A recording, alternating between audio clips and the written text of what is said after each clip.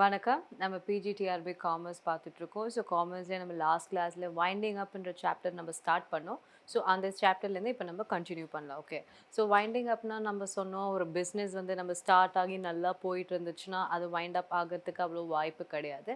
But suppose எதா unfortunate events இல்லாட்டி அவங்களுக்கு லாஸ் ஆச்சு, இல்லாட்டி ஃபார் எனி அதர் ரீசன்ஸ் அவங்க அதை மூடணும்னு நினச்சாங்கன்னா அந்த ப்ராசஸை தான் நம்ம வைண்டிங் அப்னு சொல்கிறோம். கரெக்ட். ஸோ வைண்டிங் அப், டிசல்யூஷன் இது எல்லாமே ஒரே ஜானர் தான். ஸோ வைண்டிங் அப் ஃபர்ஸ்ட் நடக்கும். அதுக்கப்புறம் மொத்தமா அது டிசால்வ் ஆகிடும். ஸோ வைண்டிங் அப் அந்த டிசல்யூஷன் ஸோ அதெல்லாம் பார்த்தீங்கன்னா, ஒரு கம்பெனின்றது ஒரு பெரிய யூனிட் இல்லைங்களா? ஸோ அவங்கள நம்பி நெறைய ஸ்டாஃப்ஸ் இருப்பாங்க. Purchases, debtors, creditors, share holders, மத்த ஸ்டேக் ஹோல்டர்ஸ் நெறைய பேர் இருப்பாங்க. ஸோ அவங்க எல்லாருக்குமே வந்து அக்கவுண்ட் செட்டில் பண்ணணும். ஸோ அந்த க்ளோஷர் இருக்கு. ஸோ அதெல்லாம் பண்றதுக்கான ஒரு ஆளு தான் பார்த்தீங்கன்னா, லிக்விடேட்டர் அப்படின்னு சொல்றாங்க. இல்லாட்டி அவங்க பேரு அட்மினிஸ்ட்ரேட்டர்ன்னு சொல்றாங்க. ஸோ இவங்க வந்து பார்த்தீங்கன்னா, ஒரு எக்ஸ்டர்னல் பெர்சன். எப்படி ஒரு ஆடிட்டர் வந்து ஒரு எக்ஸ்டர்னல் பெர்சனோ, அதே மாரி இந்த லிக்விடேட்டர்ன்றது ஒரு எக்ஸ்டர்னல் பெர்சன். ஸோ அவர் வந்து he will be appointed only for this closure purpose. So அவரோட வேலையே என்னன்னா, இருக்கிற அசெட்ஸ் எல்லாம் வித்துட்டு, இவங்க கிரெடிட்டார்ஸ்க்கு என்ன குடுக்கணுமோ அத குடுத்துட்டு, இல்ல ஷேர் ஹோல்டர்ஸ்க்கு எதனா குடுக்கணுமோ அத குடுத்துட்டு, எல்லார் அக்கவுண்ட்டையும் கொஞ்சம் ஓரளவுக்கு செட்டில் பண்ணி குடுத்துட்டு, மிச்சம் என்ன இருக்கோ அத பிசினஸ்க்கு குடுத்துட்டு, ஸோ இந்த வேலையெல்லாம் பண்ணிட்டு, அவருக்கான ரெம்யூனரேஷன் எடுத்துட்டு, இதெல்லாம் க்ளோஷர் பண்றது தான் அவரோட வேலை. ஓகேங்களா? ஸோ ஒரு லிக்விடேட்டரோட ஃபைனல் ஸ்டேட்மெண்ட் ஆஃப் அக்கவுண்ட் பார்த்தீங்கன்னா, it takes a form of a cash account மாரி இருக்க போகுது. ஓகே. ஸோ வேற இந்த லெஃப்ட் ஹேண்ட் சைடு நீங்க என்ன பண்ண போறீங்க? எல்லா ரெசிப்ட்ஸ் நீங்க எழுத போறீங்க. On the different accounts. And அந்த ரைட் ஹேண்ட் சைடு நீங்க என்ன பண்ண போறீங்க? எல்லா பேமெண்ட்ஸ். ஸோ நீங்க என்ன பண்ண போறீங்கன்னா, அவருக்கு என்னென்னலாம் ரெசிப்ட்ஸ் இருக்கு அண்ட் அவருக்கு என்னென்னலாம் பேமெண்ட்ஸ் இருக்குன்றத அந்த ஸ்டேட்மெண்ட்ல நீங்க அவருக்கு எழுத போறீங்க. ஓகே. ஸோ லிக்விடேட்டர் முதல் அவரோட வேலை நம்ம பார்க்கணும். பிகாஸ் அவர் தானே இந்த ஃபுல் ப்ராசஸ்மே நமக்காக பண்ணி குடுக்குறாரு. ஸோ அவருக்கான ரெம்யூனரேஷன் பார்த்தீங்கன்னா, அதில நெறைய காம்போனன்ட்ஸ் இருக்கு. லீகல் சார்ஜஸ் இருக்கு. அதுக்கப்புறம் அவரோட சேலரின்னு ஒண்ணு இருக்கு. ஸோ லீகல் சார்ஜஸ்ன்னு நீங்க பார்த்தீங்கன்னா, it includes expenses incurred on filing the suit or the recovery of the amounts due to the company or in defending the claims filed against the company. அதாவது என்னன்னா, லீகல் சார்ஜஸ்ன்றது நீங்க வந்து உங்க கம்பெனி மேல எதனா யாரா கேஸ் போட்டிருந்தாலோ, இல்ல நீங்க ஏன் இப்ப ஆக்சுவலி க்ளோஸ் பண்றீங்க? உங்களுக்கு வர வேண்டிய பணம் வரல. ஸோ நீங்க வந்து யார் மேலயா கேஸ் போட்டிருந்தாலோ, இல்ல உங்க மேல யார் கேஸ் போட்டிருந்தாலோ, இல்ல நீங்க ஏதாவது ரெக்கவரிக்காக நீங்க ஏதாவது கிளைம்ஸ் போட்டிருந்தாலோ, இது எல்லாமே இன்க்ளூட் பண்ணி அதெல்லாம் வந்து சார்ஜ் பண்றது, அதெல்லாம் ஃபைல் பண்றது பார்த்தீங்கன்னா, அதை தான் நம்ம லீகல் சார்ஜஸ் அப்படின்னு சொல்றோம். ஸோ அந்த எக்ஸ்பென்சஸ் வந்து என்ன சொல்ல போறீங்க? Filing the suit. ஸோ நீங்க ஏதாவது கேஸ் போடுறீங்கன்னா, அந்த expenses or recovery of the amounts due அந்த expenses or defending the claims filed against the company. உங்க மேல யாரா கிளைம் போட்டிருந்தா அத டிஃபெண்ட் பண்ணி இந்த எல்லா சார்ஜஸ் எல்லாமே சேர்த்து தான் நம்ம லீகல் சார்ஜஸ் அப்படின்னு நம்ம சொல்றோம். அதுக்கப்புறம் பார்த்தீங்கன்னா, அவரோட ரெம்யூனரேஷன், லிக்விடேட்டர் ரெம்யூனரேஷன் அவரோட சேலரி. ஸோ அது என்ன சொல்றீங்க? அவரோட நார்மல் ரெம்யூனரேஷன் பார்த்தீங்கன்னா, அது வந்து ஒரு கமிஷன் பேசிஸ்ல இருக்க போகுது. which is usually based on a percentage on the value of the assets realized and the amount paid to the unsecured creditors. இதுதான் மெயின். பிகாஸ் ஏன் ஒரு கம்பெனி மூடுறாங்க? அவங்க கிட்ட ஆக்சுவலி பணமே கிடையாது. கரெக்ட்டா? அந்த பணமே இல்லாததுனால தான் அவங்க மூடுறாங்க. ஸோ இந்த மூடுறதுக்கு ஒருத்தர நீங்க அப்பாயிண்ட் பண்ணும்போது, அவருக்கு நீங்க பணம் குடுக்கணும்ல. அவருக்கு நீங்க எப்படி குடுப்பீங்க? உங்ககிட்ட தான் ஆல்ரெடி பணமே இல்லையே. ஸோ நீங்க என்ன பண்ணுவீங்கன்னா, இருக்கிற அசெட்ஸ் எல்லாம் வித்துட்டு, அதுக்கப்புறம் உங்க கிரெடிட்டார்ஸ்க்குலாம் பே பண்ணிட்டு, அதுல நீங்க ஏதாவது ஒரு கமிஷன் மாரி எடுத்துப்பீங்க. சரி அசெட்ஸ் வித்தா நான் உனக்கு இவ்ளோ வித்து தரேன். இப்போ உன்னோட அசெட்ஸே எதெல்லாம் ப்ராப்ளம்ல இருக்கும், இல்ல எதுனா லீன்ல இருக்கும். ஸோ அதுக்கான ப்ராப்பர் ஒரு உங்களுக்கு ஒரு பையர் பார்த்துட்டு அவங்க அத வித்து குடுப்பாங்க. ஸோ அந்த மாரி அவங்க பண்ணும்போது, அவங்க ஏன் முதல்ல இவ்ளோ மெனக்கெட போறாங்க? பிகாஸ் அவங்களுக்கு அதுக்கான ரெம்யூனரேஷன் கிடைக்க போகுது. ஸோ அது என்ன பண்ணுவாங்க? அவங்க ஒரு நல்ல பெர்சன்டேஜ்ல வித்துட்டு, அவங்க அந்த மார்ஜின வந்து அவங்க எடுத்துப்பாங்க. இல்லாட்டி அவங்க என்ன பெஸ்ட் ரேட்டோ, அவங்களுக்கு எது ரொம்ப ப்ராஃபிட்டபிளா இருக்கோ அந்த மாரி வித்துட்டு, அந்த மார்ஜின் அவங்க எடுத்துட்டு, மிச்சத்த வந்து இந்த கம்பெனிக்காக இவங்க குடுக்க போறாங்க. ஸோ இப்படி தான் வந்து அவங்களோட ரெம்யூனரேஷனே இப்படி தான் இருக்க போகுது. பிகாஸ் அவங்க கிட்ட தனியா பணம் குடுக்க அவங்களுக்கு அந்த கம்பெனி கிட்ட பணம் இருக்காது. ஸோ இந்த அசெட்ஸ வந்து ரியலைஸ் பண்ணி அதுலேருந்து எதாவது பணம் எடுத்துக்கும் அப்படின்னு சொல்லுவாங்க. So however, if the list of the asset realized by the liquidator includes cash in hand and cash in bank, these must be taken into account for the purpose of commission. So என்ன பண்றோம்னா, அந்த assets நம்ம பார்க்குறோம் இல்லைங்களா? அந்த அசெட்ல already cash in hand, cash in பேங்க்ன்னு நம்ம எப்பவுமே பேலன்ஸ் ஷீட்ல பார்ப்போம். ஸோ அதுவுமே ஆல்ரெடி இருந்துச்சு அப்படின்னா, இதையும் நம்ம அசெட்ஸ் நம்ம எடுத்துக்கணும். ஸோ அதையும் இன்க்ளூட் பண்ணிட்டு, அதுலேருந்து தான் வந்து அவங்க கமிஷன்ஸ ரியலைஸ் பண்ண போறாங்க. ஓகேங்களா? ஸோ மொத்தமா உங்களோட அசெட் இப்போ வந்து அந்த மத்த அசெட்ஸ் மட்டும் தான் நான் எடுப்பேன். கேஷ நான் எடுக்க மாட்டேன்னா, கேஷுமே உங்களோட அசெட் தான். ஸோ அதையுமே இன்க்ளூட் பண்ணிட்டு தான் வந்து இவங்க மொத்தத்துல வந்து இவங்க கமிஷனா அந்த ரெம்யூனரேஷன்றத எடுத்துக்க போறாங்க. So the liquidator gets commission on the surplus from the assets left after making the payment for secured creditors because he makes an effort for realizing the surplus of such assets from secured creditors. அதாவது என்னன்னா அவர் என்ன பண்ண போறாரு, first அசெட்ஸை வித்துட்டு மொத்த பணமும் இவர் எடுத்துப்பாரா? சான்ஸே கிடையாது. அசெட்ஸை வித்துட்டு அந்த கம்பெனிக்கு யார் முதல் கடன் கொடுக்கணுமோ, கம்பெனி யாருக்கு லயபிளா இருக்காங்க, கிரெடிட்டர்ஸ் தானே, அவங்களுக்கெல்லாம் பே பண்ணிடுவார். அப்புறம் செக்யூர்ட் கிரெடிட்டர்ஸ் இருப்பாங்க இல்லைங்களா, அவங்களாம் already secured creditors unsecured creditors நம்ம ஆல்ரெடி பார்த்துருக்கோம். ஸோ இந்த செக்யூர்ட் கிரெடிட்டர்ஸ்லாம் கொடுத்துட்டு அதுக்கப்புறம் மிச்சம் இருக்கிறது தான் இவர் எடுத்துப்பார். பிகாஸ் அவரோட எய்மே பார்த்தீங்கன்னா நிறைய அமௌண்ட்டுக்கு அதை விற்றுட்டு அதில் என்ன கிரெடிட்டர்ஸ்க்கு போகணுமோ அதை கொடுத்துட்டு இவருக்கு ஒரு நல்ல மார்ஜின் ரீட்டைன் பண்ணணும் அப்படின்னு நினச்சிட்டு தான் இவர் அந்த ப்ராசஸ்லேயே இறங்குவார். ஸோ அப்படி இறங்கும்போது அந்த மிச்ச அமௌண்ட்டை இவர் எடுத்துக்க போகிறாரு. But if he sells the asset himself he get a commission on the total proceeds of such assets. இது மொத்தமாக அரேஞ்ச் பண்ணி எக்ஸ்டர்னல் மூலியமாக பண்ண அந்த செக்யூர்ட் கிரெடிட்டர்ஸ்க்கு கொடுப்பாரு. இல்லை இவரே he is taking the process by himself, அவரே யாராவது பையர் வெண்டர்ஸை பார்த்தாங்கனோ அவங்களுக்கு இது பண்ணும்போது அவர் வந்து அதுலேயே கமிஷன் சார்ஜ் பண்ணிவிட்டு அவரோட மேக்ஸிமம் ப்ராஃபிட் அவர் எடுத்துக்க ட்ரை பண்ணுவார். ஸோ இதெல்லாம் தான் வந்து அவரோட ரெம்யூனரேஷனோட சோர்ஸஸ். நெக்ஸ்ட் பார்த்தீங்கன்னா commission on the amount pay to the unsecured creditors. So நம்ம ஆல்ரெடி பார்த்துட்டோம், செக்யூர்ட் கிரெடிட்டர்ஸ்க்கு ஃபஸ்ட்டே கொடுத்து முடிக்கணும். பிகாஸ் அவங்க தான் நம்மளோட கடனாளி, அவங்களுக்கு கொடுத்து முடிக்கணும். ஸோ அவங்களுக்கு கொடுத்து முடிச்ச உடனே அதுக்கப்புறம் தான் நீங்கள் அன்செக்யூர்ட் கிரெடிட்டர்ஸ்க்கு கொடுக்க போகிறீங்க. So if the liquidator is to get a commission on the amount pay to the unsecured creditors, preferential creditors will also be included for the unsecured creditors. So நீங்கள் என்ன பண்ணுவீங்க, ஃபஸ்ட்டு செக்யூர்ட் கிரெடிட்டர்ஸ்க்கு கொடுத்துருவீங்க. அதுக்கப்புறம் உங்களுக்கான remuneration நீங்கள் கொஞ்சம் எடுத்துப்பீங்க. அதுக்கப்புறம் நீங்கள் என்ன பண்ண போகிறீங்க, அன்செக்யூர்ட் கிரெடிட்டர்ஸ்க்கு நீங்கள் கொடுக்க போகிறீங்க. அதுக்கப்புறம் அதில் ஏதாவது ப்ரிஃபரன்ஷியல் கிரெடிட்டர்ஸ் அவங்களையும் வந்து நீங்கள் இன்க்ளூட் பண்ண போகிறீங்க. ஸோ அப்படியே இன்க்ளூட் பண்ணும்போது அதுலேயுமே வந்து உங்களுக்கு கமிஷன் நீங்கள் சார்ஜ் பண்ண போகிறீங்க. ஸோ நீங்கள் எத்தனை பேருக்கு கொடுக்குறீங்களோ அவ்வளோ அமௌண்ட் நீங்கள் ஃபஸ்ட்டு நீங்கள் ரியலைஸ் பண்ணி வச்சுருப்பீங்க.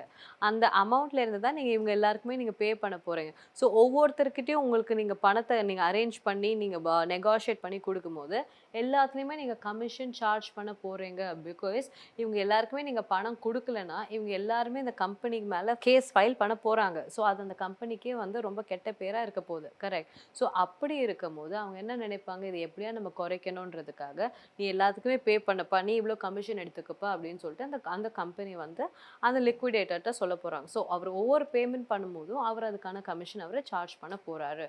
கமிஷன் அவர் எப்படி கால்குலேட் பண்ணுவார், if the amount available is sufficient to make a full payment to the unsecured creditors, then the commission is calculated as follows. So amount of unsecured creditors into rate of commission divided by 100. So நீங்கள் அவங்களுக்கு எவ்வளோ நீங்கள் கொடுக்க போகிறீங்க அதில் உங்களோட commission percent என்ன, 10%, 2%, 5%, அதில் நீங்கள் கொடுக்க போகிறீங்க. ஸோ மொத்தமாக நீங்கள் எந்த கேட்டகரிக்கு எவ்வளோ அமௌண்ட் கொடுக்க போகிறீங்க that into your commission percentage நீங்கள் எடுத்துக்க போகிறீங்க. அவ்வளோதான். Okay, simple.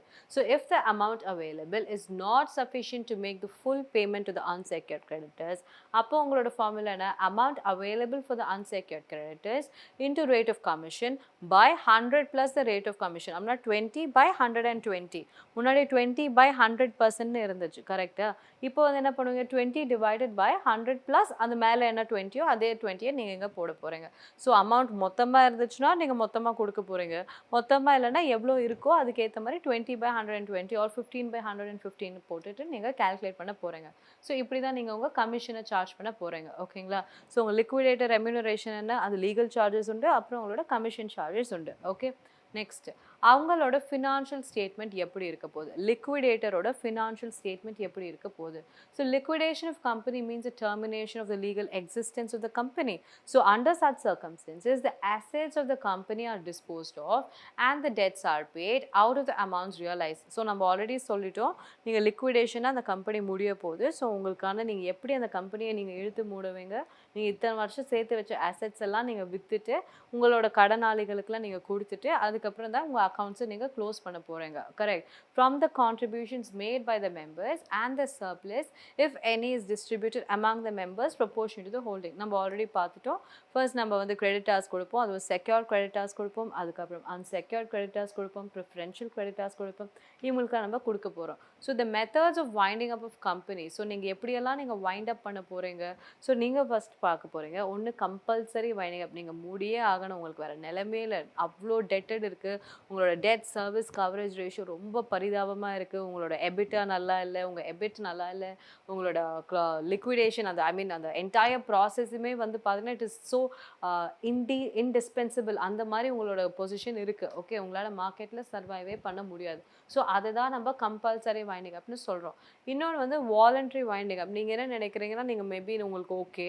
இந்த பிசினஸ் வந்து ஓகே. இதுக்கு மேல வந்து நம்ம போனா லாஸ்ல தான் போகணும் அப்படின்னு நீங்களே நினைக்கிறீங்க. ஸோ அதனால நீங்க இது பண்ண பார்க்குறீங்க. இல்லாட்டி you want to diversify, you want to open another branch or you want to move into another city அந்த மாரி எதாவது இருந்துச்சுன்னா, நீங்க வாலண்டரியா நீங்க வைண்ட் அப் பண்ணணும்னு நினைக்கிறீங்க. இல்லாட்டி மெம்பர்ஸோட வாலண்டரி வைண்டிங் அப். உங்களோட மெம்பர்ஸ் வந்து நினைக்கிறாங்க இந்த மாரி போதும் அப்படின்னு சொல்லிட்டு. ஸோ அதுதான் மெம்பர்ஸோட வாலண்டரி வைண்டிங் அப்ன்னு சொல்றோம். இல்லாட்டி கிரெடிட்டர்ஸோட வாலண்டரி வைண்டிங் அப். நீங்க யார்கிட்டேருந்து பர்ச்சேஸ் பண்றீங்க, அவங்கலாம் வந்து இப்படி சொல்றாங்க. அவங்கலாம் உங்கள இன்ஃப்ளூயன்ஸ் பண்றாங்க. மேபி அவங்கலாம் உங்களுக்கு வரல. அவங்களால உங்களால பர்ச்சேசஸ்க்கு ஹெல்ப் பண்ண முடியல. அந்த மாரி இருக்கும்போது உங்களுக்கு பர்ச்சேசஸே இல்ல. நீங்க யார்கிட்டேருந்து வாங்குவீங்கன்ற ஒரு சோர்ஸே இல்லாத போது, நீங்க அது மூலியமா நீங்க கிரெடிட்டர்ஸ் மூலியமா வாலண்டரி வைண்டிங் அப் பண்றீங்க.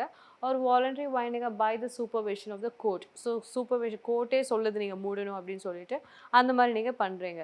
ஸோ இங்கே பார்த்தீங்கன்னா, contributories are all the present and past members of the company who are liable to jointly contribute to the assets of the company and amount sufficient for the payment of its debts and liabilities. So அந்த மாரி நீங்க wind up பண்ணும்போது, நீங்க என்ன பண்ண போறீங்க, நீங்க உங்களோட அசெட்ஸ் எல்லாம் விற்க போறீங்க. கரெக்ட். அசெட்ஸ் எல்லாம் வித்துட்டு உங்களோட லைபிலிட்டீஸ நீங்க மீட் பண்ண போறீங்க. ஸோ அப்படி அசெட்ஸ் எல்லாம் விக்கும்போது, உங்களுக்கு யார் யாரெல்லாம் பணம் குடுக்கணுமோ, உங்களோட டெப்டார்ஸ் உங்களுக்கு பணம் குடுக்கணும். கரெக்ட். டெப்டார்ஸ்லாம் உங்க அசெட் சைட்ல வருவாங்க.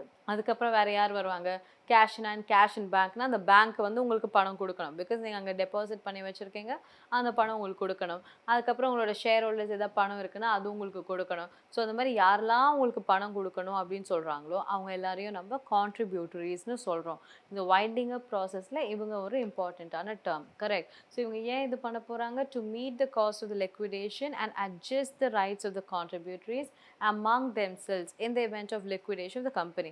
ஸோ அவங்க என்ன பண்ண போறாங்க? அந்த அசெட்ட வித்துட்டு அந்த காஸ்ட் ஆஃப் லிக்விடேஷன் நம்ம சொன்னோம். நீங்க எல்லா கிரெடிட்டர்ஸ் மீட் பண்ண போறீங்க. அப்புறம் லிக்விடேட்டருக்கு நீங்க பணம் குடுக்க போறீங்க. அதெல்லாம் பணம் குடுத்து முடிச்சுட்டு நீங்க வந்து உங்களோட ப்ராசஸ நீங்க முடிக்க போறீங்க. ஓகே. ஸோ இங்க பார்த்தீங்கன்னா, the liquidator performs certain main functions at the time of liquidation. என்னென்ன மெயின் ஃபங்ஷன்? நம்ம பார்த்தோம். Realise the assets. அதுக்கப்புறம் collect the money due from the contributories. அப்புறம் அத வச்சு to distribute the amount realised from the sale of assets receive from the contributories to the creditors and unsecured creditors. ஓகேங்களா? இந்த order of preference என்ன order இருக்கோ அப்படிதான் நீங்க குடுக்கணும். அந்த ஆர்டர் எங்க இருக்கு? ரூல் 329 ஆஃப் த கம்பெனிஸ் ஆக்ட்ல இருக்கு. எந்த நம்பர் இந்த நம்பர் வந்து ரொம்ப இம்பார்ட்டன்ட். ஓகேங்களா? ஸோ இது என்ன பண்ண போறாங்க? இது ஃபர்ஸ்ட் விக்க போறாங்க. இவங்களுக்குலாம் பே பண்ண போறாங்க. அப்புறம் என்ன பண்ண போறாங்க? To maintain and submit the record of receipts and payments of cash to the members in the case of voluntary winding up or in the case of compulsory winding up. So இது யார் யாருக்கு எவ்வளோ எவ்வளோ பே பண்ண போறீங்க அது எல்லாத்தையும் வந்து அவங்க ரெக்கார்ட் பண்ண போறாங்க. So at the time of liquidation of the company, in the liquidator realizes all the assets and liabilities discharged. So in the statement prepared to record of such accounts தான் நம்ம liquidator's final statement of account னு சொல்றோம். So நம்ம இந்த ஹெட்டிங்கே பார்த்தோம் liquidatorோட final statement of accountல என்னென்ன இருக்க போகுதுன்னு. ஸோ இந்த ப்ராசஸ் நம்ம வாலண்டரி வைண்டிங் அப் பார்த்தோம். லிக்விடேட்டரோட ஃபைனல் ஸ்டேட்மெண்ட் ஆஃப் அக்கௌண்ட்னு இருக்கும்போது நீங்கள் ஏன் அந்த ஃபைனல் ஸ்டேட்மெண்ட் ஆஃப் அக்கௌண்ட்டில் நீங்கள் பண்ணுறீங்க, அந்த வைண்டிங் அப்போட மெயின் டைப்ஸ் என்ன அப்படின்றது நீங்கள் அந்த ஸ்டேட்மெண்ட்டில் நீங்கள் சொல்லணும். அந்த ஸ்டேட்மெண்ட் சொல்லிட்டு யாரால இந்த கம்பெனி மூடப்படுது, கோர்ட் சொல்லியா இல்லை உங்கள் கிரெடிட்டார்ஸ் சொல்லியா நீங்கள் சொல்ல போகிறீங்க. அதுக்கப்புறம் நீங்கள் என்ன பண்ண போகிறீங்க, இந்த ரீசன்னால தான் நாங்கள் மூட போகிறோம். ஸோ இங்கே வந்து பார்த்தீங்கன்னா இவ்வளோ அசெட்ஸ் இருக்குது, இவ்வளோ லயபிலிட்டிஸ் இருக்குது, இதை வச்சு நாங்கள் பே பண்ண போகிறோம் அப்படின்றத ஃபுல்லாக தெளிவாக சொல்கிறது தான் வந்து லிக்விடேட்டரோட final statement accounts. Okay. So secured creditor தான் நம்ம பார்த்தோம். He has higher chance of receiving most of is payment. Okay. So யாரெல்லாம் உங்களோட செக்யூர்ட் கிரெடிட்டார்ஸ் அப்படின்னு பார்த்தோன்னா ஃபஸ்ட்டு பேங்க் தான். நீங்கள் பேங்க்லேருந்து ஏதாவது லோன் வாங்கியிருந்தா அவங்கள தான் நீங்கள் ஃபஸ்ட்டு நீங்கள் கொடுக்கணும். ஓகே. அதுக்கப்புறம் பேங்க் இல்லாமல் நீங்கள் வேறு எதாவது அசெட் பேஸ்ட் லெண்டர். ஸோ பேங்க்குக்கு நீங்கள் ஏன் முதல் கொடுக்கணும், பேங்க்கே முதல்ல உங்கள் கிட்டேருந்து எதாவது கொலாட்ரல் எதாவது மார்கேஜ் வாங்கிட்டு தான் உங்களுக்கு லோன் கொடுக்க போகிறாங்க. ஸோ அந்த ப்ராப்பர்ட்டி உங்களுக்கு வரணும்னா நீங்கள் முதல்ல அவங்களுக்கு பே பண்ணணும். இல்லாட்டி அந்த ப்ராப்பர்ட்டி அவங்களே கான்ஃபிஸ்கேட் பண்ணிவிடுவாங்க. கரெக்டாக? ஸோ அதனால நீங்கள் என்ன பண்ண போகிறீங்க, பேங்க்ஸ்க்கு ஃபர்ஸ்ட் கொடுக்க போகிறீங்க. ஸோ அதனால உங்களோட ப்ராப்பர்ட்டியோட லீனை வந்து நீங்கள் திருப்பி எடுக்க போகிறீங்க. அதுக்கப்புறம் பேங்க் இல்லாட்டி வேறு எதாவது ஃபினான்ஷியல் இன்ஸ்டியூஷன்ஸ், நான் பேங்கிங் ஃபினான்ஷியல் இன்ஸ்டியூஷன் சொல்கிறோம் இல்லைங்களா, அவங்க அவங்க கிட்டேருந்து எதாவது நீங்கள் லோன் கொடுத்துருந்தீங்கன்னா அவங்க கிட்டேருந்து நீங்கள் திருப்பி பே பண்ண போகிறீங்க.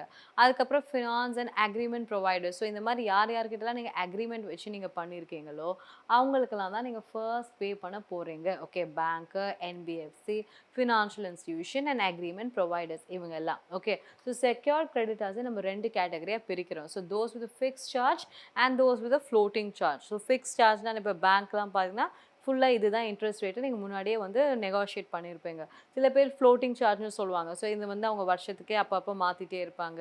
நீங்கள் நிறைய சம்பாதிச்சா நீங்கள் அவங்களுக்கு நிறைய இன்ட்ரெஸ்ட் கட்டுற மாதிரி இருக்கும். கம்மியாக சம்பாதிச்சோன்னா கம்மியாக இன்ட்ரெஸ்ட் கட்டுற மாதிரி இருக்கும். ஸோ அவங்களெல்லாம் நீங்கள் வந்து ஃப்ளோட்டிங் சார்ஜ்னு சொல்கிறாங்க. ஓகே, இவங்கெல்லாம் தான் உங்களோட செக்யூர்ட் கிரெடிட்டர்ஸ். இப்போ unsecured creditors என்னன்னா they rank below the secured creditors and they do not have the benefit of having a claim over a particular asset and can include suppliers, contractors, landlords, customers. இவங்க எல்லாருமே உங்களோட unsecured creditors. So ஏன் இவங்களுக்கு ஒரு particular asset மேலே இது இல்லை? Because இவங்க அசெட் பேக்ட் மார்கேஜ் இவங்க பண்ணல. கரெக்ட். லைக் பேங்க் மாதிரி இப்போ பேங்க்கில் நீங்கள் என்ன உங்கள் வீடை வச்சு எதாவது லோன் கேட்பீங்க, இல்லை நகையை வச்சு எதாவது லோன் கேட்பீங்க, இல்லை நீங்கள் வேறு எதாவது ப்ராப்பர்ட்டி எதாவது வச்சுருக்கீங்க, லேண்டு ஒரு காரு எதையோ வச்சு நீங்கள் லோன் கேட்க போகிறீங்க, இல்லை ஷேர் வேல்யூ எதுனா வச்சு உங்களுக்கு ஒரு அசெட் இருக்கணும். கரெக்ட். அப்படி இருந்தால் தான் பேங்க் உங்களுக்கு லோன் கொடுப்பாங்க. இல்லாட்டி எந்த பேங்க்குமே உங்களுக்கு தனியாக லோன் கொடுக்க மாட்டாங்க for a business, for a company. Okay, so அப்படி இருக்கும்போது மற்றவங்க எல்லாருமே இருக்காங்க இல்லைங்களா, அன்செக்யூர்ட் கிரெடிட்டர்ஸ். இவங்க வந்து இப்போ சாதா உங்களோட சப்ளையர் அப்படிலாம் பார்த்தீங்கன்னா உங்கள் கிரெடிட்டர்லாம் பார்த்தீங்கன்னா அவங்க வந்து எந்த ஒரு அசெட் வச்சுமே உங்களுக்கு லோன் கொடுக்க போகிறது கிடையாது. அவங்க ஜஸ்ட் லைக் தட் உங்கள் டிரான்சாக்ஷன்ஸ் உங்கள் பேங்க் வேல்யூ வச்சு தான் அவங்க லோன் கொடுக்க போகிறாங்க. அவங்களுக்கு அந்த கிரெடிட் பீரியட் கொடுக்க போகிறாங்க. ஸோ இவங்களெல்லாம் தான் நம்ம அன்செக்யூர்ட் கிரெடிட்டர்னு சொல்கிறோம். உங்களோட சப்ளையர்ஸ், உங்கள் கான்ட்ராக்ட்ஸ், அப்புறம் நீங்கள் உங்கள் லேண்ட்லார்டு உங்கள் ப்ராப்பர்ட்டியோட இது பண்ணுறாங்க இல்லைங்களா, உங்களோட லேண்ட்லார்டு இருக்கலாம், உங்கள் கஸ்டமர்ஸ். ஸோ இவங்களா தான் நீங்கள் அடுத்து பே பண்ண போகிறீங்க. Okay, so a company can be wound up voluntarily under the following circumstances. So நீங்கள் எப்படியெல்லாம் நீங்களாக வாலண்டரியாக நீங்கள் வைண்ட் அப் பண்ணலாம்? By an ordinary resolution. நீங்களாக உங்கள் ஆர்டினரி ரெசல்யூஷன் நம்ம ஒரு சிம்பிள் மெஜாரிட்டி எடுப்போம் இல்லைங்களா. ஸோ கம்பெனி உங்கள் போர்ட் ஆஃப் டிரெக்டர்ஸ் சொல்கிறாங்க, சரி okay it's time to lay down, so நம்ம முடிச்சுக்கலாம் அப்படின்னு சொல்லிட்டு ஒரு ஆர்டினரி ரெசல்யூஷன் பாஸ் பண்ணிட்டாங்கன்னா it's a voluntary wound up. So and where the duration of the company was fixed by the articles of association and the period has expired out. ஒன்று நீங்களாக வந்து என்றைக்கா ஒரு நாள் வாலண்டரியாக முடிச்சுக்கலாம் அப்படின்னு சொல்கிறீங்க. அப்படி இல்லாட்டி நீங்கள் ஃபஸ்ட்டு ஒரு கம்பெனி திறக்கும் போதே நீங்கள் இந்த எம்ஓஏ ஏஎல்லாம் நீங்கள் பண்ணுவீங்க. Correct. Memorandum of association, article of association அப்படிலாம் நீங்கள் பண்ணுவீங்க. ஸோ அந்த டைம்லேயே இந்த ஆர்டிகல்ஸ் ஆஃப் அசோசியேஷன் சொல்லிட்டீங்க, இந்த மாதிரி இந்த கம்பெனி வந்து ஒரு 99 இயர்ஸ் தான் இருக்க போகுது, ஆர் இந்த கம்பெனி இன்னொரு 49 இயர்ஸ் தான் இருக்க போகுது, அதோடு நாங்கள் முடிக்க போகிறோம் அப்படின்னு நீங்களே அங்கேயே சொல்லிட்டீங்கன்னா அந்த 49 இயர்ஸ் முடிஞ்ச உடனே அந்த கம்பெனி ஆட்டோமேட்டிக்காக அது முடிஞ்சிடும். ஓகே, அவங்களோட எக்ஸிஸ்டன்ஸ் அவங்க முடிச்சுப்பாங்க. இல்லாட்டி அவங்க திருப்பி அதை எக்ஸ்டெண்ட் பண்ணணும்னா திருப்பி ஒரு ரெசல்யூஷன் போட்டுட்டு திருப்பி அவங்க ஆர்டிகல் ஆஃப் அசோசியேஷன் அவங்க அமெண்ட் பண்ணிக்கலாம். ஓகே, அது பண்ணணும்னு இல்லை, அவங்க திருப்பி அதை அமெண்ட் பண்ணி அவங்க இது பண்ணிக்கலாம். Next, where the articles provide for winding up on the occurrence of any event or a specified event. So ஆர்டிகல்ஸில் வந்து ஒன்று அவங்க சொல்லிட்டாங்க இந்த டைம்குள்ளே நம்ம முடிச்சுக்கணும் அப்படின்னு. அப்படி இல்லாட்டி அந்த ஆர்டிகல்ஸில் வந்து இந்த டைம்னு சொல்லாமல் சப்போஸ் என்றைக்கா இந்த மாதிரி எதாவது நடந்துச்சுன்னா in the event of death of the owner or death of so many percentage of the owners, or இல்லாட்டி வேறு ஏதாவது கேஸ் இருக்குது, உங்களோட அசெட்ஸ் வந்து இவ்வளோ குறைஞ்சிடுச்சு, ஒரு உங்கள் லைபிலிட்டிஸ் இவ்வளோ ஏறிடுச்சு, அந்த மாதிரி ஏதாவது கேஸில் நாங்கள் என்றைக்கே அப்படி நடந்துச்சுன்னா நாங்கள் அப்போட நாங்கள் முடிச்சுப்போம் அப்படின்னு ஆர்டிகல்ஸ்லேயே கிளியராக சொல்லிட்டாங்கன்னா அந்த ஈவெண்ட் ஆக்சுவலி நடந்துச்சுன்னா அப்போது வந்து அந்த ஈவெண்ட் வந்து 2 வருஷமாக இருந்தாலும் சரி, ஒரு 20 வருஷம் இருந்தாலும் சரி, அது என்றைக்கு நடக்குதோ அப்போ வந்து நீங்கள் வந்து அந்த கம்பெனியோட லீகல் எக்ஸிஸ்டன்ஸ் முடிஞ்சிடும். ஓகே, ஸோ ஆர்டிகல்ஸில் வந்து ஒன்று அவங்க வந்து டைமே சொல்லிடுவாங்க, இல்லாட்டி டைம் இல்லாட்டி எதுனா ஒரு ரீசன் வந்து ஈவெண்ட் நடந்துச்சுன்னா அப்போ அவங்க வந்து க்ளோஸ் ஆகணும்னு சொல்லிட்டாங்கன்னா அந்த ஈவெண்ட் வந்தோடனே அது க்ளோஸ் ஆகிடும். ஓகே, ஸோ இது வந்து ஆர்டினரி ரெசல்யூஷன். அப்போது இதுவே ஸ்பெஷல் ரெசல்யூஷன் என்னென்னா when a resolution is passed by the members in all other cases for voluntary winding up, it must be notified to the public by an advertisement in the official gazette and in the newspapers. So நீங்கள் என்ன பண்ணுறீங்க, ஒன்று நீங்களே first just like தான் நீங்கள் முடிச்சுக்கணும்னு நினைக்கிறீங்க, R இல்லாட்டி நீங்கள் என்ன சொல்கிறீங்க ஆர்டிகல்ஸே நீங்கள் வந்து முடிச்சுக்கலாம் அப்படின்றது மாதிரி நீங்கள் சொல்கிறீங்க. அப்படி இல்லாட்டி எனி ஸ்பெஷல் கேசஸ் ஏதாவது ஒரு இமீடியட் கேஸில் இப்போ எதாவது நடக்க போகுது, இல்லாட்டி நீங்கள் வந்து அதை டிஸ்இன்வெஸ்ட் பண்ண போகிறீங்க, நீங்கள் எதாவது மானிட்டைஸ் பண்ண போகிறீங்க, or you're trying to diversify, அந்த மாதிரி ரீசன்ஸில் நீங்கள் எதாவது பண்ணுறீங்கன்னா நீங்கள் வந்து உங்கள் அஃபிஷியல் கெசட்லேயும் கொடுக்கணும், அதுக்கப்புறம் நியூஸ் பேப்பர்ஸையும் சொல்லணும். அதாவது இந்த மாதிரி ஸோ அண்ட் ஸோ கம்பெனி நாங்கள் வந்து it is very unfortunate to announce நாங்கள் இந்த மாதிரி மூட போகிறோம். ஸோ நாங்கள் எங்கள் ஷேர் ஹோல்டர்ஸ்க்குலாம் நாங்கள் இவ்வளோ பே பண்ண போகிறோம், கிரெடிட்டார்ஸ்லாம் நாங்கள் பே பண்ண போகிறோம். ஸோ இந்த மாதிரி இப்படி சொல்லிட்டாங்கன்னா என்ன ஆகும், திடீர்னு இந்த மாதிரி ஒரு ஈவெண்ட்ஸ்லாம் நடந்துச்சுன்னா என்ன ஆகும், மார்க்கெட்டே வந்து ஒரு ப்ளஞ்ச் ஆகிடும். கரெக்ட். அவங்களோட ஷேர் வேல்யூ எல்லாமே குறைஞ்சிரும். பிகாஸ் அந்த மூட போகிற கம்பெனியோட ஷேர் எல்லாருமே விற்க தான் ட்ரை பண்ணுவாங்க. ஸோ அந்த மாதிரி எல்லாருமே விற்றுட்டு எங்கன்னா போய் அந்த அமௌண்ட்டை வந்து அதுவும் கம்மி ரேட்டில் தான் போகும். கரெக்ட்டுங்களா? ஸோ ஆக்சுவலி ஒரு நல்ல இன்வெஸ்டர் என்ன பண்ணியிருப்பாங்க, அந்த கம்பெனி நல்லா பெர்ஃபார்ம் பண்ணலை அப்படின்னு அவங்க தெரிஞ்ச உடனே they will try to sell off the shares. இதுதான் நம்ம வந்து பேர் மார்க்கெட்னு சொல்கிறோம் இல்லை? ஸோ ஏதாவது என்னென்னா அந்த ஷேர் வேல்யூ ரொம்ப குறைஞ்சிட்டே இருக்குது, இன்னும் குறையோன்னு நீங்கள் ஃபோகாஸ் பண்ணீங்கன்னா அப்போ என்ன பண்ணுவாங்க, அந்த ஷேர்ஸை வந்து அவங்க விற்க ட்ரை பண்ணிடுவாங்க, அதை விற்றும் முடிச்சிருவாங்க. ஸோ இது மாதிரி ஒரு நியூஸே வந்துடுச்சுன்னா அவ்வளோதான், டோட்டலி அவங்க ஷேர் வேல்யூ வந்து it will hit the rock bottom. அந்த மாதிரி ஹிட் ஆகும்போது அவங்களோட ஷேர் வேல்யூ எல்லாமே குறைய போகுது. ஸோ அதுக்கப்புறம் வந்து அவங்களும் வந்து இந்த நியூஸ் பேப்பர் அனௌன்ஸ்மெண்ட்லாம் பார்த்தோன்னே அதுக்கப்புறம் அவங்க they'll be ready for the wind up process. Okay. The types of voluntary winding up. So நம்ம ஆல்ரெடி வாலண்டரி வைண்டிங் அப்போட டைப்ஸ் நம்ம அங்கே சும்மா ஒரு 4 பாயிண்ட்டாக பார்த்தோம். ஸோ இப்போ 4 பாயிண்ட் பற்றி ஒரு சின்ன ப்ரீஃப் நான் இங்கே கொடுத்துருக்கேன். ஓகே, மெம்பரோட வாலண்டரி வைண்டிங் அப்னா என்ன, at the time of winding up the company is a solvent company and that is able to pay its debts and the debtors make an effort or they make a declaration to that effect. It's called members voluntary winding up. So அதாவது என்னென்னா, இது மெம்பர்ஸோட voluntary winding அப்னா அந்த டைமில் வந்து company insolvent கிடையாது, it is a solvent company. இன்சால்வெண்ட்னா அவங்க கிட்ட பணமே இல்லை அப்படின்னா தான் அது இன்சால்வெண்ட். ஓகே, சால்வெண்ட்னா இப்போ அவங்க கிட்ட பணம் இருக்குது, அவங்களே வந்து சரி ஓகே நம்ம வந்து இந்த கம்பெனி வந்து நம்ம முடிச்சுக்கலாம், நம்ம வந்து பணம் இல்லாமல் மூடுறோன்னு இல்லை, நம்ம வந்து பணம்லாம் இருக்குது பட் ஆனாலும் வேண்டாம், நம்ம வந்து வேற எதாவது பக்கம் போகலாம், இந்த பிஸ்னஸ் வேண்டாம் அப்படின்னு நினைக்கிறாங்க. அப்படி நினச்சாங்கன்னா அதுதான் நம்ம மெம்பரோட வாலண்டரி வைண்டிங் அப்னு சொல்கிறோம். ஸோ அந்த டைமில் பார்த்தீங்கன்னா the company is able to pay its debt and the company, அதுதான் அங்கே கீ பாயிண்ட்டே. நீங்கள் வந்து வைண்டிங் அப்னு சொன்னீங்கன்னா உங்ககிட்ட பணமே இல்லை, நீங்கள் ஏதோ வந்து இருக்கிற பொருளெல்லாம் விற்றுட்டு தான் நீங்கள் வந்து எல்லாருக்கும் பே பண்ணுறீங்கன்னு அர்த்தம். பட் மெம்பரோட வாலண்டரி வைண்டிங் அப்னா உங்ககிட்ட பணம்லாம் இருக்குது, அந்த பணத்தை வச்சு நீங்கள் எல்லா கடனும் அடைக்கிறீங்க, அடைச்சி முடிச்சுட்டு உங்கள் டைரக்டர்ஸ் வந்து சொல்கிறாங்க இந்த மாதிரி நாங்கள் வந்து இந்த கம்பெனியை மூட போகிறோம் அப்படின்னு சொல்லிட்டு ரொம்ப வந்து ஜென்டிலாக நீங்கள் வந்து ஒரு டெக்ளரேஷன் பண்ணி முடிச்சிடுறீங்க. ஸோ இதை தான் நம்ம மெம்பரோட வாலண்டரி வைண்டிங் அப்னு சொல்கிறோம்.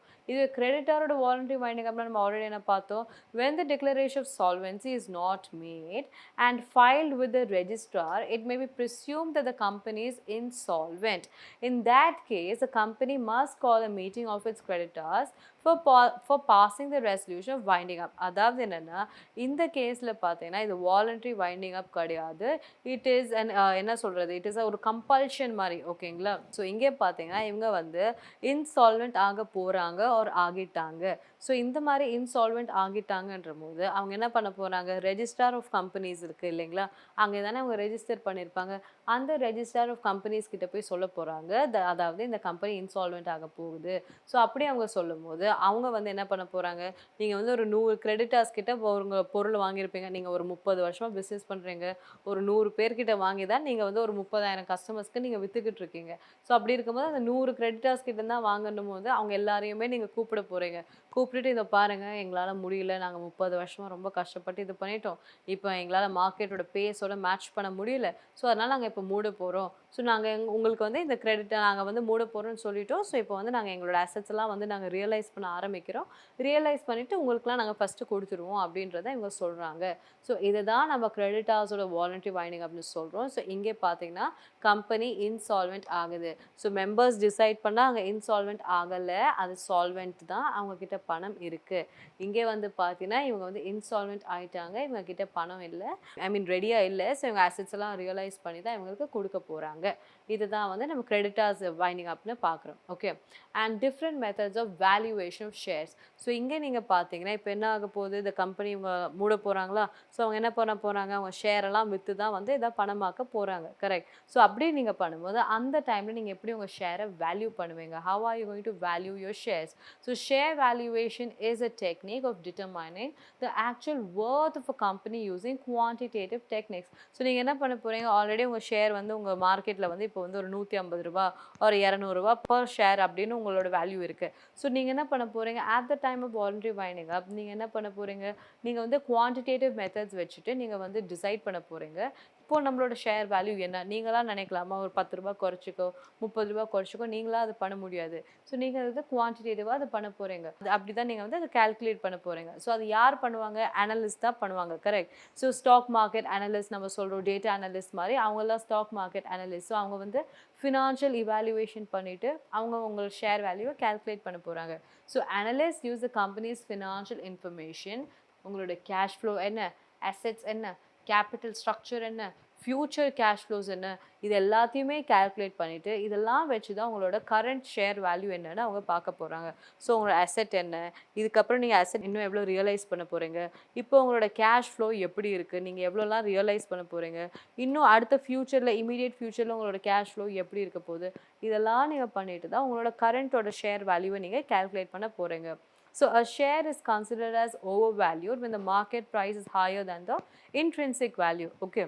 ஸோ நீங்கள் என்ன பண்ண போகிறீங்க, நீங்கள் உங்களோட ஷேர் வேல்யூ இப்போ நீங்கள் பார்த்தீங்கன்னா இப்படி இதெல்லாம் நீங்கள் பண்ணிவிட்டு நீங்கள் வந்து இப்போ 150 ரூபான்னு நான் சொன்னேன் இல்லைங்களா, நீங்கள் இதெல்லாம் பார்க்குறீங்க நம்மக்கிட்ட இப்போ எவ்வளோ அசெட் இருக்குது, இதெல்லாம் விற்றா எவ்வளோ ஆகும், இதெல்லாம் விற்றுட்டோன்னா நம்ம இவங்களுக்கெல்லாம் பே பண்ண முடியுமா, இதெல்லாம் கால்குலேட் பண்ணும்போது உங்களோட ஆக்சுவல் ஷேர் வேல்யூ வந்து ஒரு 110 ரூபா தான் இருக்குது. அப்படின்னும் போது மார்க்கெட்லேயே அது 150 ரூபா இருக்குது. ஸோ அப்போ வந்து உங்களோட ஷேர் வேல்யூ 40 ரூபா ஓவர் வேல்யூடாக இருக்குது. இதெல்லாம் ஒரு அசம்ஷன் தாங்க. ஓகேங்களா. ஸோ இது வந்து சும்மா ஒரு எக்ஸாம்பிள். ஸோ அப்படி இருக்கும்போது அந்த எக்ஸ்ட்ரா அந்த 40 ரூபா வந்து அது ஓவர் வேல்யூடாக இருக்குன்னு அர்த்தம். ஸோ உங்களோட market price is higher than the intrinsic value அப்படின்னா your share is over valued. But இதுவே பார்த்தீங்கன்னா in contrast the shares are under valued if the market price is lower. So நீங்கள் இதெல்லாம் பார்க்கும்போது 150 ரூபான்னு இருக்கும்போது நீங்கள் இதெல்லாம் அசெட்ஸ் எல்லாம் பார்க்குறீங்க, நீங்கள் வந்து இப்போ லிக்விடேட் பண்ணால் கூட உங்களால் வந்து ஒரு 180 ரூபாய்க்கு உங்கள் ஷேர் வேல்யூ இருக்கும். ஸோ அந்த அளவுக்கு உங்களுக்கு ஒரு இமீடியட்டான ஒரு ரிட்டர்ன்ஸ் இருக்குது, உங்களோட கேஷ் ஃப்ளோஸ் அவ்வளோ ஸ்ட்ராங்காக இருக்குது, உங்கள் எபிட்டா இஸ் வெரி ஹெல்த்தி அப்படிலாம் பண்ணும்போது ஸோ நீங்கள் என்ன பண்ணுறீங்க, உங்களோட ஷேர் வேல்யூ இப்போ 180 ரூபாய் இருக்கணும்.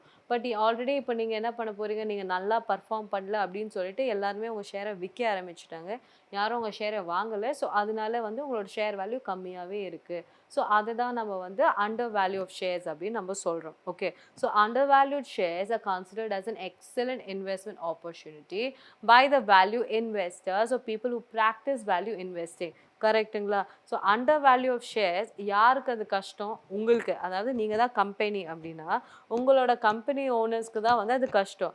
பட் இதுவே ஒரு இன்வெஸ்டர் பார்க்குறான்னா அவனுக்கு தெரியும் இந்த மாதிரி சரி ஓகே இவங்க மூட போகிறாங்கன்னு தெரியுது, பட் ஸ்டில் இவங்க மூடினாலும் யாராக இவங்களை வாங்கிடுவாங்க, இவங்களை வந்து இவங்க அப்படியே மூட விட்டுற மாட்டாங்க. ஸோ இப்போ இவங்க ஷேர் வந்து ரொம்ப கம்மியாக இருக்குது, இது நம்ம பேர் மார்க்கெட் சொன்னோம் இல்லைங்களா, ரொம்ப கம்மியாக இருக்குது, பட் இருந்தாலும் இவங்ககிட்ட ஒரு ஸ்கோப் இருக்குது, நம்ம வந்து இவங்க ஷேரை வாங்கி வச்சுக்கலாம்னு சொல்லிட்டாங்கன்னா இவங்க அந்த டைமில் அந்த ஷேரை பிக் பண்ணுவாங்க, அப்படியே பல்காக பிக் பண்ணுவாங்க. இப்போ தான் கம்மி ரேட் இல்லை, ஆல்ரெடி அந்த ஷேர் நல்ல ஸ்கோப் இருக்குது, இன்றைக்கி அந்த ஷேர் டல்லாக இருக்குது, பட் கண்டிப்பாக இன்னொரு 6 மந்த்ஸ்லேயோ 8 மந்த்ஸ்லேயோ அவங்க ஷேர் வேல்யூ இன்க்ரீஸ் ஆக போகுதுன்னு அவங்க ஃபோகாஸ்ட் பண்ணாங்கன்னா இதெல்லாம் வந்து ஒரு நல்ல ஒரு இன்வெஸ்டர் தாங்க ஃபோகாஸ்ட் பண்ணுவாங்க. நமக்கு வந்து ஜஸ்ட் லைக் தான் நம்ம மார்க்கெட் ஃபாலோ பண்ணுறோன்னா நம்மளால் முடியாது. இதுவே ரெகுலராக மார்க்கெட் ஃபாலோ பண்ணுறவங்க இருக்காங்க இல்லைங்களா, ஸோ அவங்களுக்கு they know the pulse of the market. So அவங்களுக்கு தெரியும் எந்த கம்பெனி எப்போ உண்மையாகவே ஃப்ளாட் ஆக போகிறாங்க, இல்லாட்டி அவங்க சும்மா அதை வந்து ஃபேக்காக ஃப்ளாட் ஆக போகிறாங்க, இதெல்லாம் அவங்க கெஸ் பண்ணுவாங்க. ஸோ அவங்க என்ன பண்ணுவாங்க, அந்த டைமில் ஷேர்ஸோட அண்டர் வேல்யூவாக இருக்கும்போது அந்த டைமில் நிறைய ஷேர்ஸ் அவங்க பிக் பண்ண போகிறாங்க.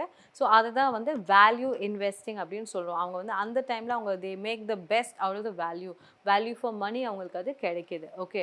So value investing is an investing strategy that involves investing in stocks lower than the intrinsic value or the undervalued shares to make good returns in the long term. So நான் அதுதான் இப்போ சொன்னேன், அவங்க இருக்கிறதுலே கம்மியான time இருக்கும் போதே அவங்க வாங்கிடுவாங்க, பிகாஸ் லாங் டேர்மில் அவங்க நல்லா ப்ராஃபிட் பண்ண போகிறாங்கன்னு அவங்களுக்கே தெரியும். ஓகே. ஸோ இதுதான் வந்து நம்ம அண்டர் வேல்யூ ஷேர்ஸ்ன்னு சொல்கிறோம். So when is the valuation of shares required, இதெல்லாம் அவங்க எப்போ பண்ண போகிறாங்கன்னா the owners want to know if the true value when selling the company. So அவங்க என்ன பண்ண போகிறாங்க, இப்போ அவங்க விற்க போகிறாங்க, இப்போ வந்து அவங்க டோட்டலி தெரிஞ்சு போச்சு நம்ம கம்பெனி நல்லா போகலை, நமக்கு வந்து அவ்வளோ ப்ராஃபிட் மேக்கிங் இல்லை அப்படின்னும் போது அவங்க நினைக்க போகிறாங்க சரி ஓகே நம்ம இப்போ வந்து நம்ம வேல்யூ பண்ணலாம் நம்ம ஷேரை, எவ்வளோ தான் போடுது, நம்ம இப்போ ஆக்சுவலி மார்க்கெட்டில் 150 ரூபாய்க்கு விற்றுக்கிட்டு இருக்கோம் ஒரு ஷேரு, ஆக்சுவல் மார்க்கெட் வேல்யூ என்ன, அண்டர் வேல்யூடா ஓவர் வேல்யூடா நம்மளே அதை கெஸ் பண்ணலாம், நம்ம அதை வந்து அனலிஸ்ட் மூலியமாக நம்ம பண்ணலாம்னு சொல்லிட்டு அந்த மாதிரி டைமில் இதை வந்து கண்டுபிடிக்க போகிறாங்க. ஓகே. ஸோ அதுக்கப்புறம் என்ன பண்ண போகிறாங்க, ஒன்று அது வாலண்டரி வைண்டிங் அப் அப்போ வந்து அவங்க பண்ணுவாங்க, இல்லாட்டி மர்ஜர் பண்ணும்போதோ அக்விசிஷன் பண்ணும்போதோ நீங்கள் வந்து ரீகன்ஸ்ட்ரக்ட் பண்ணும்போதோ டேக் ஓவர்ஸ் பண்ணும்போது இந்த மாதிரிலாம் பண்ணுவாங்க. ஸோ அப்போ வந்து உங்களுக்கு தெரியும். இப்போ பாரு மெர்ஜர்ஸ்னா நீங்க இன்னொருத்தரோட சேர போறீங்க. ஸோ சேரும்போது உங்களோட ஷேர் வேல்யூ என்னன்னு நீங்க பார்த்துட்டீங்கன்னா, அப்போ உங்களுக்கு தெரியும் உங்களோட ரியல் வொர்த் என்ன. அதுக்கேத்த மாரி நீங்க அவங்க கிட்ட வந்து நீங்க பிளெட்ஜ் பண்ணலாம். இல்லாட்டி பெட் பண்ணலாம். ஸோ இந்த மாரி கேஸ்ல நீங்க பண்ண போறீங்க. ஓகே. ஸோ இன்னும் நெறைய ரீசன்ஸ் இருக்கு. அந்த அந்த ரீசன்ஸ்லாம் நம்ம வந்து நெக்ஸ்ட் கிளாஸ்லேருந்து நம்ம கன்டின்யூ பண்ணலாம். ஓகே. Thank you.